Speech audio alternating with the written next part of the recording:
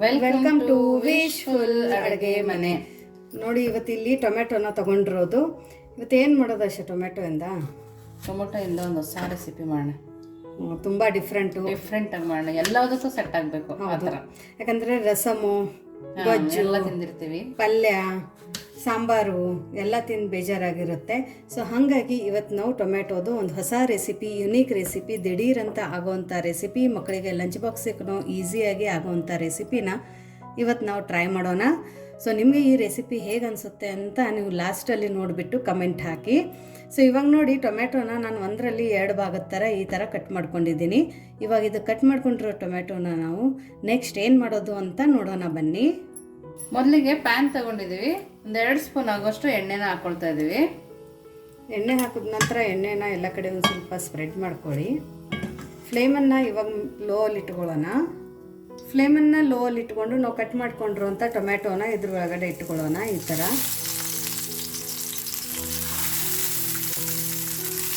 ನೋಡಿ, ಟೊಮೊಟೊನ ಕರೆಕ್ಟ್ 2 ಭಾಗ ಮಾಡ್ಕೊಂಡ್ರೆ ನೀಟಾಗಿ ನಾವು ಬೇಯಿಸ್ಕೊಬೋದು.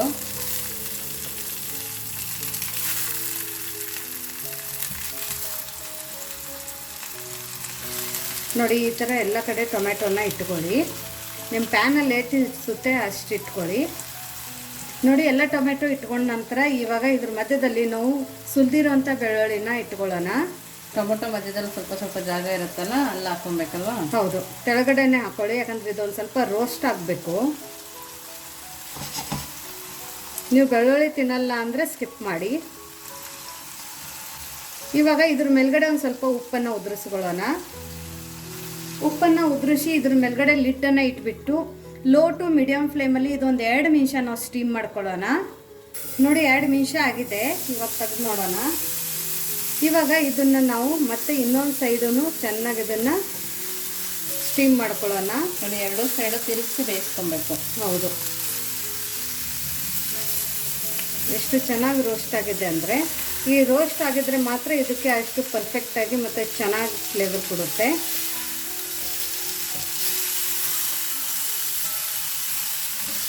ಎಲ್ಲದೂ ಇದೇ ಥರ ನಾವು ತಿರುಗಿಸ್ಕೋಬೇಕು. ಇಷ್ಟೆಲ್ಲ ತಿರುಗಿಸಿದ ನಂತರ ಮತ್ತೆ ಇದಕ್ಕೆ ಲಿಡ್ಡನ್ನು ಕ್ಲೋಸ್ ಮಾಡಿಬಿಟ್ಟು ಮತ್ತೆ ಇದನ್ನು ಲೋ ಟು ಮೀಡಿಯಮ್ ಫ್ಲೇಮಲ್ಲಿ ಒಂದು 2 ನಿಮಿಷ ಇನ್ನೊಂದು ಸರ್ತಿ ಸ್ಟೀಮ್ ಮಾಡ್ಕೊಳ್ಳೋಣ. ನೋಡಿ 2 ನಿಮಿಷ ಆಗಿದೆ. ಇವಾಗ ಫ್ಲೇಮನ್ನು ನಾವು ಆಫ್ ಮಾಡ್ಕೊಳ್ಳೋಣ. ಫ್ಲೇಮನ್ನು ಆಫ್ ಮಾಡಿಕೊಂಡು ಮತ್ತೆ ಇದನ್ನು ನಾವು ಒಂದು ಸರ್ತಿ ತಿರುಗಿಸ್ಕೊಳ್ಳೋಣ. ನೋಡಿ ಈ ಸೈಡೂ ತುಂಬ ಚೆನ್ನಾಗಿ ರೋಸ್ಟ್ ಆಗಿದೆ. ಎಲ್ಲ ಟೊಮೆಟೊನು ನಾವು ಈ ಥರ ಫ್ಲಿಪ್ ಮಾಡ್ಕೊಳ್ಳೋಣ. ನೋಡಿ ಮೇಲ್ಗಡೆ ಸಿಪ್ಪೆ ತಾನೇ ಉಸ್ತಾ ಇದೆ.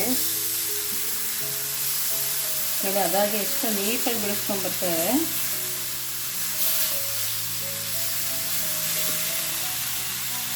ಇವಾಗ ಇದ್ರ ಮೇಲ್ಗಡೆ ಇದು ಸಿಪ್ಪೆನ ತಕ್ಕೋಬೇಕು.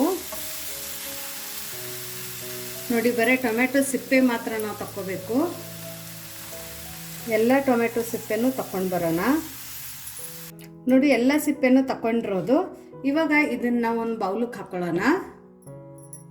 ನೋಡಿ ಒಂದು ಬೌಲಲ್ಲಿ ಇವಾಗ ನಾವು ಏನು ಸ್ಟೀಮ್ ಮಾಡ್ಕೊಂಡಿದ್ವಲ್ಲ ಅದನ್ನು ಟೊಮೆಟೊ ಮತ್ತು ಬೆಳ್ಳುಳ್ಳಿನ ಈ ಬೌಲ್ ಒಳಗಡೆ ಹಾಕೊಳ್ಳೋಣ. ನೋಡಿ ಇಲ್ಲಿ ಟೊಮೆಟೊ ಎಷ್ಟು ಚೆನ್ನಾಗಿ ರೋಸ್ಟ್ ಆಗಿದೆ ಅಂದರೆ, ಈ ಥರ ರೋಸ್ಟ್ ಆದರೆ ಮಾತ್ರ ಬೆಳ್ಳುಳ್ಳಿ ಮತ್ತು ಟೊಮೆಟೊ ಇದೇ ಥರ ರೋಸ್ಟ್ ಆಗಬೇಕು. ಅವಾಗ ಏನಾಗುತ್ತೆ ಅಂದರೆ ತುಂಬ ಒಳ್ಳೆ ನಿಮಗೆ ರೋಸ್ಟದು ಫ್ಲೇವರ್ ಕೊಡುತ್ತೆ. ಸೊ ಹಾಗಾಗಿ ಇದನ್ನು ನೀವು ಈ ಥರ ಚೆನ್ನಾಗಿ ರೋಸ್ಟ್ ಮಾಡ್ಕೋಬೇಕು. ನೋಡಿ ಈ ಥರ ನಾವು ಚೆನ್ನಾಗಿ ಸ್ಮ್ಯಾಶ್ ಮಾಡ್ಕೊಬೇಕು. ಟೊಮೊಟೊ ನೀಟಾಗಿ ಬೆಂದಿರೋದ್ರಿಂದ ನೀಟಾಗಿ ಸ್ಮ್ಯಾಶ್ ಆಗ್ತಾ ಇದೆ.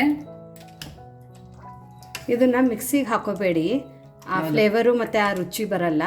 ಸೊ ಇದನ್ನು ನಾವು ಇದೇ ಥರ ಸ್ಮ್ಯಾಶರಿಂದ ಸ್ಮ್ಯಾಶ್ ಮಾಡ್ಕೊಳ್ಳೋಣ.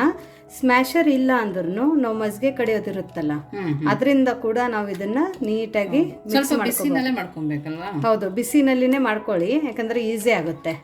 ಬೆಳ್ಳುಳ್ಳಿನೂ ಅದ್ರ ಒಳಗಡೆ ನೀಟಾಗಿ ಸ್ಮ್ಯಾಶ್ ಮಾಡ್ಕೊಳ್ಳಿ. ಸೊ ನೋಡಿ ಎಲ್ಲದೂ ನಾವು ಇದೇ ಥರ ಸ್ಮ್ಯಾಶ್ ಮಾಡ್ಕೊಂಡು ಬರೋಣ.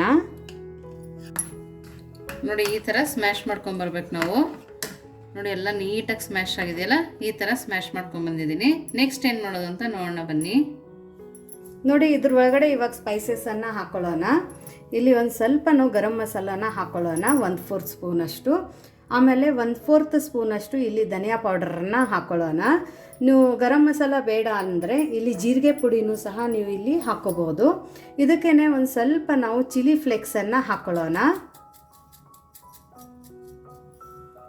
ಚಿಲ್ಲಿ ಫ್ಲೇಕ್ಸ್ ಹಾಕೊಳ್ಳೋದ್ರಿಂದ ತುಂಬ ಒಳ್ಳೆ ನಮಗೆ ಫ್ಲೇವರು ಮತ್ತು ರುಚಿ ಬರುತ್ತೆ. ಇವಾಗ ಇದಕ್ಕೇ ಒಂದು ಸ್ವಲ್ಪ ಶುಂಠಿನ ಹೆರ್ಚಿಬಿಟ್ಟು ಹಾಕ್ಕೊಳ್ಳೋಣ. ನೀವು ಹೆರ್ಚಿದ ಶುಂಠಿ ಬೇಡ ಅಂದರೆ ಸಣ್ಣದಾಗಿ ಕಟ್ ಮಾಡಿ ಕೂಡ ಹಾಕೋಬೋದು. ನೋಡಿ ಈ ಥರ. ನೋಡಿ ರುಚಿಗೆ ಸ್ವಲ್ಪ ಉಪ್ಪನ್ನು ಹಾಕೊಳ್ತಾ ಇದೀವಿ. ನಾವು ಬೇಯಬೇಕಾದ್ರೆ ಸ್ವಲ್ಪ ಹಾಕಿರ್ತೀವಿ, ನೋಡ್ಬಿಟ್ಟು ಹಾಕೊಬೇಕು. ಇವಾಗ ಸಣ್ಣದಾಗಿ ಕಟ್ ಮಾಡಿರೋ ಈರುಳ್ಳಿನ ತಗೊಂಡಿದ್ದೀನಿ, 1 ಈರುಳ್ಳಿನ ತಗೊಂಡಿದ್ದೀನಿ. ನೋಡಿ ಕೊತ್ತಂಬರಿ ಸೊಪ್ಪು ಕೂಡ ಹಾಕೊಳ್ತಾ ಇದ್ದೀನಿ, ಸಣ್ಣದಾಗಿ ಕಟ್ ಮಾಡಿ. ನೋಡಿ ಇವಾಗ ನೀಟಾಗಿ ಮಿಕ್ಸ್ ಮಾಡ್ಕೊಬೇಕು. ಸೊ ನೋಡಿ ಇದೆ ಎಲ್ಲ ತುಂಬ ಡಿಫ್ರೆಂಟಾಗಿ ನಮ್ಮದು ಟೊಮೆಟೊ ಚಟ್ನಿ ರೆಸಿಪಿ. ಯಾಕಂದರೆ ಯಾವಾಗಲೂ ಗೊಜ್ಜು, ಸಾಂಬಾರು, ಹುಳಿ, ರಸಮು ತಿಂದು ಬೇಜಾರಾಗಿರುತ್ತೆ. ತುಂಬ ದಿಢೀರ್ ಆಗಿ ಮತ್ತು ತುಂಬ ಇನ್ಸ್ಟಂಟಾಗಿ ನೀವು ಮಾಡ್ಕೊಳ್ಳೋಂಥ ರೆಸಿಪಿ. ಮನೆಗೆ ಯಾರೇ ಆಗಲಿ ಒಂದು 10-15 ಜನ ಬಂದ್ರೂ ಈ ಥರ ನೀವು ಟೊಮೆಟೊ ಚಟ್ನಿನ ಮಾಡಿಕೊಟ್ರೆ ಅವರು ಇಷ್ಟಪಡ್ತಾರೆ. ಯಾಕಂದರೆ ಒಂದೊಂದು ಸರ್ತಿ ಪಲ್ಯ ಎಲ್ಲ ಮಾಡೋಕ್ಕೆ ತುಂಬ ಟೈಮ್ ತಗೊಳುತ್ತೆ. ಸೊ ಆ ಪಲ್ಯ ಮಾಡೋ ಬದಲಿ ನೀವು ಈ ಥರ ಒಂಥರ ಚಟ್ನಿನೇ ಮಾಡ್ಕೊಳ್ಳಿ. ಇದು ಒಂಥರ ಗೊಜ್ಜು ಥರನೂ ಇರುತ್ತೆ, ರುಚಿನೂ ತುಂಬ ಚೆನ್ನಾಗಿ ಕೊಡುತ್ತೆ. ಮತ್ತು ಇನ್ನೊಂದು ಅಂದರೆ ಒಗ್ಗರಣೆ ಹಾಕೋಂಗಿಲ್ಲ, ಜಾಸ್ತಿ ಇವತ್ತು ಕುದಿಸ್ಬೇಕು ಅನ್ನೋದೇನಿಲ್ಲ, ಜಾಸ್ತಿ ಎಣ್ಣೆ ಯೂಸ್ ಮಾಡಿಲ್ಲ. ಹೌದು, ಬರೀ ಒಂದೇ ಸ್ಪೂನ್. ಚಪಾತಿಗೆ, ಅನ್ನಕ್ಕೆ ಯಾವುದಕ್ಕೆ ಬೇಕಾದ್ರೆ ಸೂಟ್ ಆಗುತ್ತೆ. ಸೊ ನೋಡಿ ಇವಾಗ ಈ ನಮ್ಮ ಟೊಮ್ಯಾಟೊ ಚಟ್ನಿ ರೆಡಿಯಾಗಿದೆ. ಈಗ ಸದ್ಯಕ್ಕೆ ಇದು ಟೊಮ್ಯಾಟೊ ಚಟ್ನಿ ಪಕ್ಕಕ್ಕೆ ಇಟ್ಕೊಂಡು ನೆಕ್ಸ್ಟ್ ಏನು ಮಾಡೋದು ಅಂತ ನೋಡೋಣ ಬನ್ನಿ. ನೋಡಿ ಇಲ್ಲಿ ಕಲಸಿಟ್ಟಿರೋದು ಗೋಧಿ ಹಿಟ್ಟನ್ನು ತಗೊಂಡಿರೋದು. ಇದು ಪ್ಯೂರ್ ಗೋಧಿ ಹಿಟ್ಟನ್ನೇ. ನೀವು ನಾರ್ಮಲಾಗಿ ಚಪಾತಿಗೆ ಯಾವ ಥರ ಹಿಟ್ಟನ್ನು ಕಲಿಸ್ಕೋತೀರಾ ಅದೇ ಹಿಟ್ಟನ್ನು ನಾನು ಇಲ್ಲಿ ತಗೋತಾ ಇದ್ದೀನಿ. ಇವಾಗ ಇದ್ರ ಮೇಲ್ಗಡೆ ಒಂದು ಸ್ವಲ್ಪ ನಾವು ಗೋಧಿ ಹಿಟ್ಟನ್ನು ಉದುರಿಸ್ಕೊಳ್ಳೋಣ. ಉದುರಿಸ್ಬಿಟ್ಟು ಇದನ್ನು ನಾವು ಥಿನ್ನಾಗಿ ಲಟ್ಟಿಸ್ಕೊಂಡು ಬರೋಣ.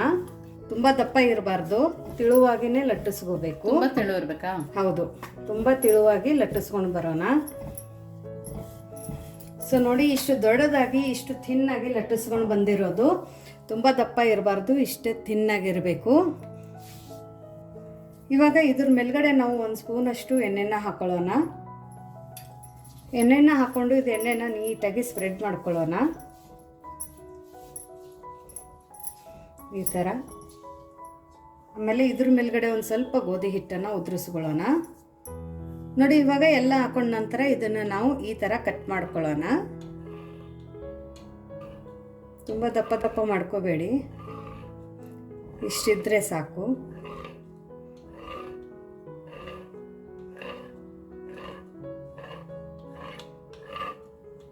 ಎಲ್ಲಿ ದಪ್ಪ ಅನಿಸುತ್ತೆ ಅಲ್ಲಿ ಇನ್ನೊಂದೊಂದು ಈ ಥರ ನಾವು ಕಟ್ ಮಾಡ್ಕೊಳ್ಳೋಣ. ಫುಲ್ ಎಡ್ಜ್ ಕಟ್ ಮಾಡಬೇಕಾ? ಹಾಂ, ಒಂದು ಸ್ವಲ್ಪ. ಇವಾಗ ಇಷ್ಟೆಲ್ಲ ಆದ ನಂತರ ಇದನ್ನು ನಾವು ಈ ಥರ ಕ್ಲೋಸ್ ಮಾಡ್ಕೋಬೇಕು. ಮತ್ತೆ ನಾವು ನಾರ್ಮಲಾಗಿ ಲಚ್ಚಾ ಪರಾಟ ಮಾಡ್ತೀವಲ್ಲ, ಇವತ್ತು ಅದೇ ಲಚ್ಚಾ ಪರಾಟನೇ ನಾವು ಈ ಥರ ಮಾಡ್ಕೋತಾ ಇದ್ದೀವಿ. ತುಂಬ ಚೆನ್ನಾಗಿರುತ್ತೆ ತಿನ್ನೋಕ್ಕೆ. ಅದು ಟೊಮೆಟೊ ನಾವೇನು ಚಟ್ನಿ ಮಾಡಿದ್ವಲ್ಲ ಅದ್ರ ಜೊತೆ ಅಂತೂ ತುಂಬ ಸಖತ್ತಾಗಿರುತ್ತೆ. ಸೊ ನೋಡಿ ಈ ಥರ ಮಾಡಿಕೊಂಡು ಒಂದು ಸ್ವಲ್ಪ ಎಳ್ಕೊಳ್ಳಿ. ಆಮೇಲೆ ಇದು ಒಂದು ಕೈನ ಈ ಥರ ಫೋಲ್ಡ್ ಮಾಡಿ ಇಲ್ಲೊಂದು ಫಿಂಗರನ್ನು ಅಂದರೆ ಈ ಥರ ಒಂದು ಕೈನ ಇಟ್ಕೊಂಡು ಇದನ್ನು ರೌಂಡಾಗಿ ಈ ಥರ ನೀವು ರೋಲ್ ಮಾಡ್ಕೊಳ್ಳಿ. ಆಮೇಲೆ ಇದು ಬಂದಿರೋದನ್ನ ಇದನ್ನು ಮೇಲ್ಗಡೆ ಇಟ್ಕೊಳ್ಳೋಣ. ಆಮೇಲೆ ಪ್ರೆಸ್ ಮಾಡ್ಕೊಳ್ಳೋಣ. ಪ್ರೆಸ್ ಮಾಡಿಕೊಂಡು ಇದ್ರ ಮೇಲ್ಗಡೆ ಒಂದು ಸ್ವಲ್ಪ ಕೊತ್ತಂಬರಿ ಸೊಪ್ಪನ್ನು ಹಾಕೊಳ್ಳೋಣ. ನೋಡೋಕೆ ತುಂಬ ಚೆನ್ನಾಗಿ ಕಾಣುತ್ತೆ ನೋಡಿ. ಇವಾಗ ಮತ್ತೆ ಇದ್ರ ಮೇಲ್ಗಡೆ ಒಂದು ಸ್ವಲ್ಪ ಗೋಧಿ ಹಿಟ್ಟನ್ನು ಹಾಕೊಂಡ್ಬಿಟ್ಟು ನಾರ್ಮಲಾಗಿ ಚಪಾತಿ ಹೇಗೆ ಲಟ್ಟಿಸ್ಕೋತೀವಿ ಅದೇ ಥರ ಇದನ್ನು ನಾವು ಲಟ್ಟಿಸ್ಕೊಂಡು ಬರಬೇಕು. ಬಟ್ ತುಂಬ ಥಿನ್ನಾಗಿ ಲಟ್ಟಿಸ್ಬಾರ್ದು, ಇದು ಸ್ವಲ್ಪ ದಪ್ಪನೇ ಇರಬೇಕು. ತೆಳುವಿರಬಾರ್ದು, ಯಾಕಂದ್ರೆ ಲೇಯರ್ಸ್ ಬಿಟ್ಕೋಬೇಕಲ್ಲ. ನಾವು ನಾರ್ಮಲ್ ಆಗಿ ಪರಾಟಕ್ಕೆಲ್ಲ ಯಾವ ಥರ ಲಟ್ಟಿಸ್ಕೋತೀವಿ ಆ ಥರ ಇದನ್ನು ಲಟ್ಟಿಸ್ಕೊಂಡು ಬರಬೇಕು. ಸೊ ನೋಡಿ ಆಯ್ತು, ಇದು ಇಷ್ಟೇ. ನೋಡೋಕ್ಕೂ ತುಂಬ ಚೆನ್ನಾಗಿ ಕಾಣಿಸ್ತೇವೆ ನೋಡಿ, ಎಷ್ಟು ಚೆನ್ನಾಗಿ ಬಂದಿದೆ. ಸೊ ಇವಾಗ ನಾವು ಇದನ್ನು ಯಾವ ಥರ ರೋಸ್ಟ್ ಮಾಡೋದು, ಯಾವ ಥರ ಬೇಯಿಸ್ಕೊಳ್ಳೋದು ಅಂತ ನೋಡೋಣ ಬನ್ನಿ. ಒಂದು ತವೆನ ಬಿಸಿ ಇಟ್ಕೊಂಡಿದ್ದೀವಿ.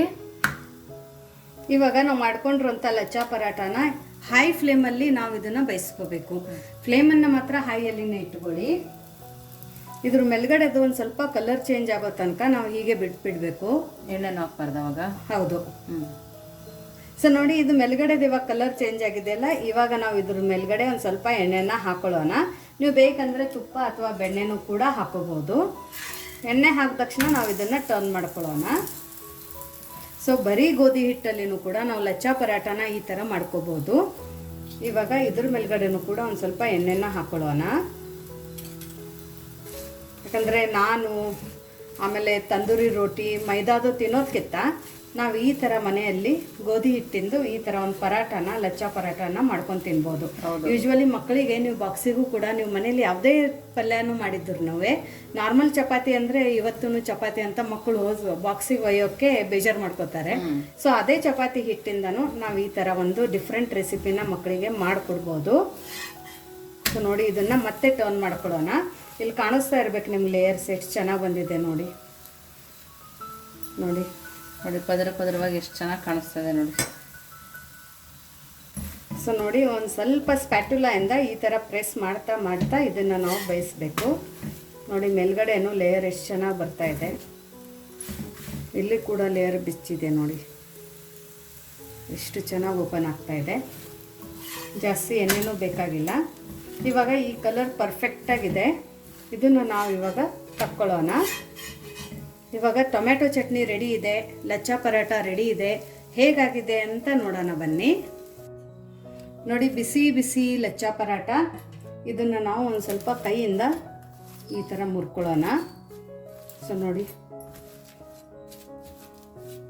ಎಷ್ಟು ಚೆನ್ನಾಗಾಗಿದೆ ನೋಡಿ, ಎಷ್ಟು ಚೆನ್ನಾಗಿ ಲೇಯರ್ಸು ಕೂಡ ಬಂದಿದೆ. ತುಂಬ ಈಸಿಯಾಗಿ ಕಲಸಿರೋಂಥ ಗೋಧಿ ಹಿಟ್ಟಲ್ಲಿ ಮಾಡ್ಕೊಂಡಿರೋಂಥ ಈ ಲಚ್ಚಾ ಪರಾಟ. ಇವಾಗ ನಾವು ಇದಕ್ಕೆ ಮಾಡ್ಕೊಂಡಿರೋಂಥ ಟೊಮ್ಯಾಟೊ ಚಟ್ನಿ ಚೆನ್ನಾಗಿದೆ ಅಲ್ಲ ಆಶಾ? ಹೌದು, ನೋಡೋಕ್ಕೂ ಚೆನ್ನಾಗಿದೆ, ದಿಢೀರಂತ ಕೂಡ ಆಗುತ್ತೆ, ಘಮನೂ ಚೆನ್ನಾಗಿ ಬಂದಿರುತ್ತೆ. ಹೌದು. ಖಾರ ತುಂಬ ಇಷ್ಟಪಡೋರು ಖಾರದ ಪುಡಿ ಹಾಕೊಬೋದು, ಇಲ್ಲ ಹಸಿಮೆಣಸಿನ್ಕಾಯಿ ಕಟ್ ಮಾಡಿ ಹಾಕೋಬೋದು. ಹೌದು, ನಿಮಗೆ ಖಾರ ಯಾವ ಥರ ಬೇಕೋ ಅದನ್ನು ನೀವು ಹಾಕೋಬೋದು. ಇಲ್ಲಿ ನಾನು ಚಿಲ್ಲಿ ಫ್ಲೇಕ್ಸನ್ನು ಹಾಕೊಂಡಿದ್ದೆ, ಹಾಗಾಗಿ ಯಾವುದೇ ಖಾರನ ಹಾಕೊಂಡಿಲ್ಲ. ಸೊ ಮಸಾಲೆ ಖಾರ ಮನೆಯಲ್ಲಿ ಇಲ್ಲ ಅಂದ್ರೂ, ಯಾವುದೇ ಮಸಾಲೆನೂ ಇಲ್ಲ ಅಂದ್ರೂ ನಾವು ಈ ಥರ ಒಂದು ಈಸಿ ರೆಸಿಪಿನ ಮಾಡ್ಕೋಬೋದು. ಸೊ ಖಾರದ ಪುಡಿ ಇದ್ದರೆ ಕೆಂಪು ಖಾರದ ಪುಡಿ ಅದನ್ನು ಹಾಕೊಳ್ಳಿ, ಇಲ್ಲ ಚಿಲ್ಲಿ ಫ್ಲೇಕ್ಸ್ ಹಾಕೊಳ್ಳಿ, ಇಲ್ಲಾಂದರೆ ಮೆಣಸಿನ್ಕಾಯಿನ ಕಟ್ ಮಾಡಿಬಿಟ್ಟು ಕೂಡ ಹಾಕೋಬೋದು. ಸೊ ನೋಡಿ, ಇದು ಇವಾಗ ಈ ಲಚ್ಚಾ ಪರಾಟ ಆಮೇಲೆ ಈ ಟೊಮ್ಯಾಟೊದು ಚಟ್ನಿ ಹೇಗಾಗಿದೆ ಅಂತ ಆಶಾ ಹೇಳ್ತಾಳೆ.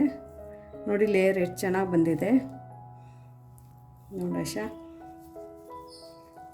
ಸೂಪರ್ ಆಗಿದೆ. ಚೆನ್ನಾಗಿದೆಯಾ? ತುಂಬ ಅಂದರೆ ತುಂಬಾ ಚೆನ್ನಾಗಿದೆ, ಬಟ್ ಡಿಫ್ರೆಂಟ್ ಆಗಿದೆ. ಮಕ್ಕಳು ಇಷ್ಟಪಡ್ತಾರಾ? 100%. ಸೊ ನೋಡಿ, ಟೊಮೆಟೊ ಕೂಡ ಹೆಲ್ತ್ಗೆ ತುಂಬ ಒಳ್ಳೆಯದು. ಸೊ ಹಾಗಾಗಿ ನೀವು ಟೊಮೆಟೊನೂ ಕೂಡ ಮಕ್ಕಳು ತಿನ್ನಲ್ಲ ಅಂದರೆ ಅವರಿಗೆ ಟೊಮೆಟೊಯಿಂದ ಈ ಥರ ಒಂದು ರೆಸಿಪಿನ ಮಾಡಿಕೊಡಿ. ನಾವು ಹಸಿ ಈರುಳ್ಳಿನ ಅದೇ ಥರ ಹಾಕಿರೋದ್ರಿಂದ ಚಾಟ್ ಥರ ಫೀಲ್ ಬರ್ತದೆ. ಓಕೆ. ಬಟ್ ಹಸಿ ಈರುಳ್ಳಿ ಇಷ್ಟ ಆಗಲ್ಲ ಅನ್ನೋರು ಸ್ವಲ್ಪ ನೀವು ಫ್ರೈ ಮಾಡಿ ಕೂಡ ಹಾಕೋಬೋದು. ತುಂಬ ಚೆನ್ನಾಗಿದೆ. ನಿಜ ಹೇಳಬೇಕಂದ್ರೆ ಯಾವ ಥರ ಅನಿಸುತ್ತಾ ಇದೆ ಅಂದರೆ ಆಶಾ, ಮೊಮೋಸ್ ಜೊತೆ ನಾವು ಚಟ್ನಿ ತಿಂತೀವಲ್ಲ ಆ ಫ್ಲೇವರ್ ಬಂದಿದೆ. ಸೊ ಹಾಗಾಗಿ ಇದೆಲ್ಲರಿಗೂ ಇಷ್ಟ ಆಗುತ್ತೆ.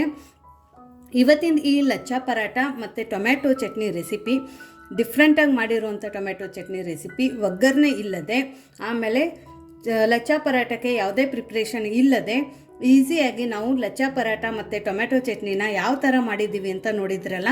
ನಿಮಗೆ ಈ ರೆಸಿಪಿ ಹೇಗೆ ಅನ್ನಿಸ್ತು ಅಂತ ಕಮೆಂಟ್ ಮೂಲಕ ತಿಳಿಸೋದನ್ನು ಮರಿಬೇಡಿ.